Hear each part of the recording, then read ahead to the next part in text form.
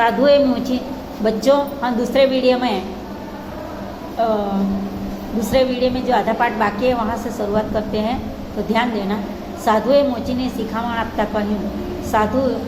साधु ने मोची को सीख देते हुए कहा, मोची भगत तमने कसी गम नहीं। मोची भगत आपको कसी पता नहीं है। सोनू वेचीने पैसा बनाओ ने मजा करो।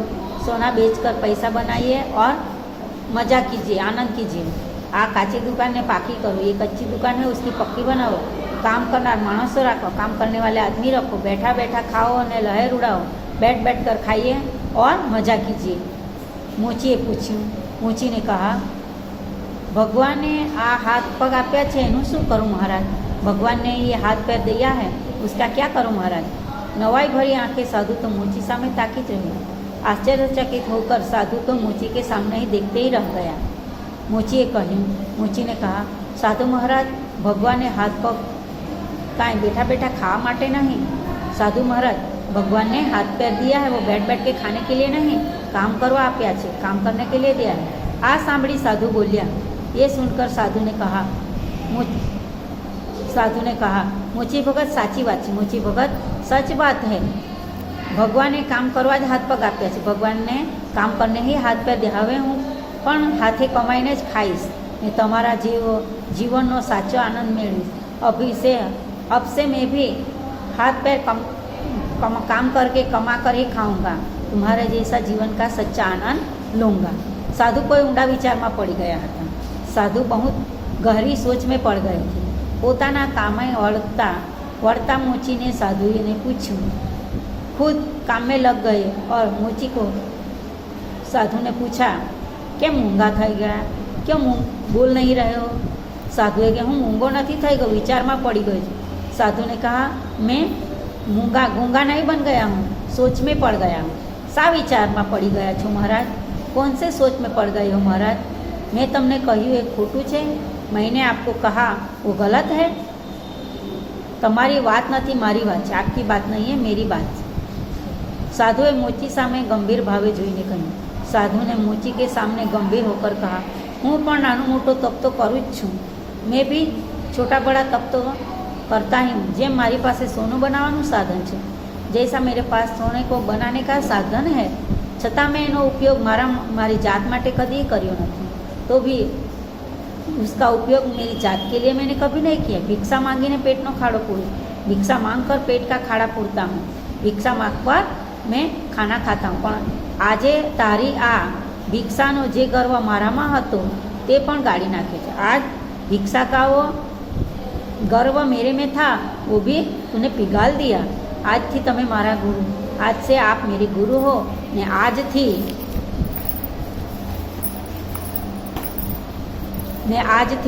हूँ तमारो आ दाखलो याद करीश ने मारा गर्व ने धोतो रहीश।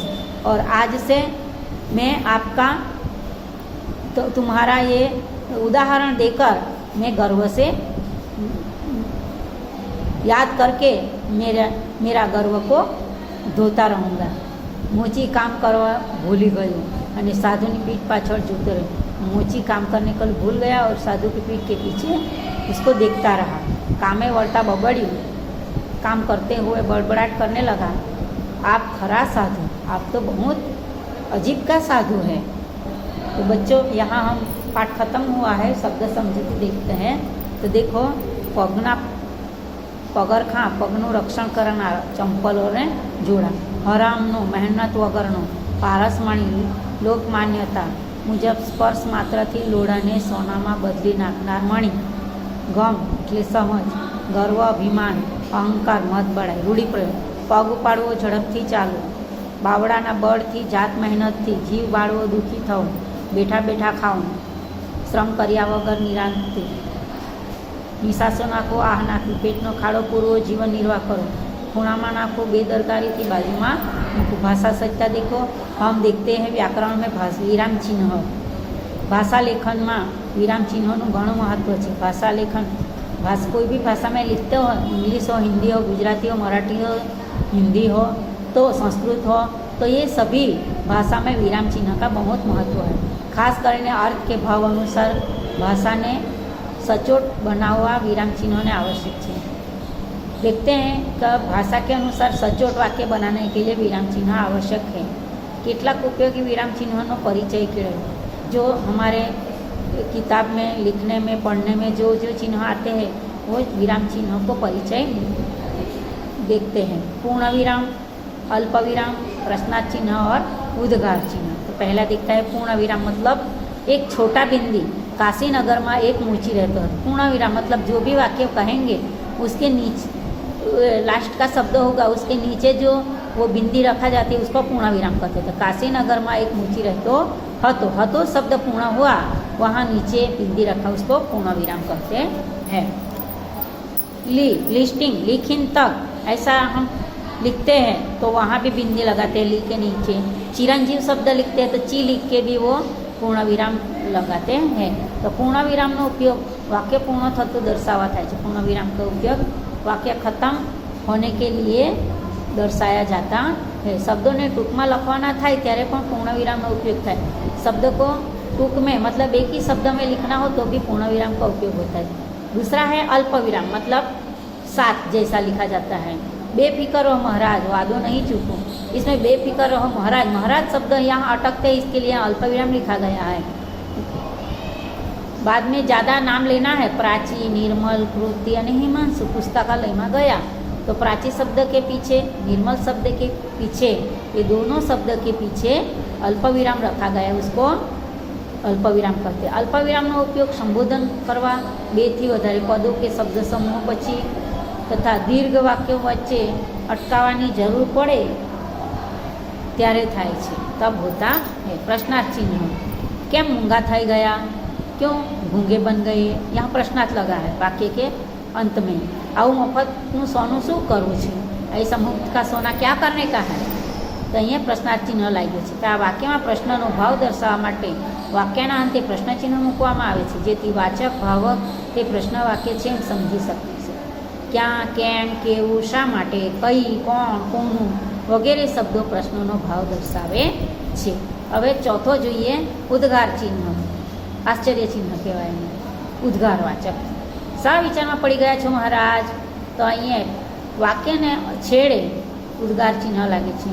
જોયું તો औजार બધા સોનાના, देखा तो सभी हथियार सोने का था, यहाँ उद्गार चिन्ह लगा।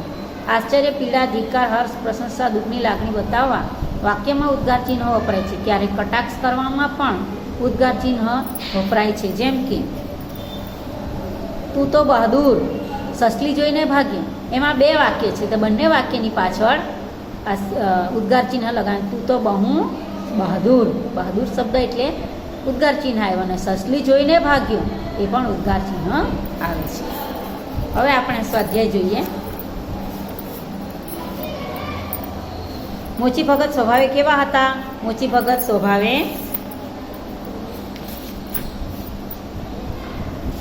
બહુ પ્રમાણિક અને સંતોષી હતા। મોચી ભગત સ્વભાવે બહુ મોચી પરચુરણ લેવા જવાનું કહે છે ત્યારે સાધુ શું કહે છે? મોચી પરચુરણ લેવા જવાનું કહે છે ત્યારે સાધુ કહે છે કે એ તમે રહેવા દો, એટલા પૈસાની મારા તરફથી તમે તમાકુ પી જજો, નહીં તો પગરખા માટે દોરી લઈ આવજો। મોચી ભગત નવા ઓજારો ક્યારે વસાવી શક્યા? મોચી ભગત નવા ઓજારો 1 વર્ષ પછી મહેનત કરી ત્યાર પછી વસાવી શકે। માણસના હાથ પગ વિશે મોચી ભગત શું કહે છે? માણસના હાથ પગ વિશે મોચી ભગત કહે છે કે ભગવાને હાથ પગ આપ્યા છે, કામ કરવા માટે આપ્યા છે। છેલ્લે મોચી ભગત સાધુ વિશે શું કહે છે? છેલ્લે મોચી ભગત સાધુ વિશે કહે છે કે આપ તો ખરા છો સાધુ। સાધુને ક્યારે નવાઈ લાગી? સાધુને મોચીએ 3 દિવસનું કહ્યું અને વાયદા મુજબ પગરખા તૈયાર થઈ ગયા એ જોઈને નવાઈ। મોચીની પ્રમાણિકતાનો બદલો સાધુએ સી રીતે વાળ્યો? મોચીએ પ્રમાણિકતાનો બદલો સાધુએ એના ઓજાર સોનાના બનાવી દીધા એ રીતે વાળ્યો। મોચીને ક્યારે દુઃખ થયું કે સાધુ વારંવાર એને જાતની પરીક્ષા કરવા આવે છે ત્યારે મોચી ભગતને દુઃખ થાય। મોચી કેટલા સમય પછી નવા ઓજાર મળ્યા? મોચીને 1 વર્ષ પછી સમયગાળા પછી નવા ઓજાર મળ્યા। મારી પાસે નીચે પ્રશ્ન 3 નીચેના વાક્ય કોણ બોલે છે તે લોકો? મારી પાસે સીવેલા તૈયાર નથી। મોચી બોલે છે બેફિકર રહો મહારાજ વાયદો નહીં ચૂકું. મોચી બોલે છે હરામનો પૈસો મને ન ખપે. મોચી બોલે છે આ કાચી દુકાન પાકી કરો. સાધુ બોલે છે.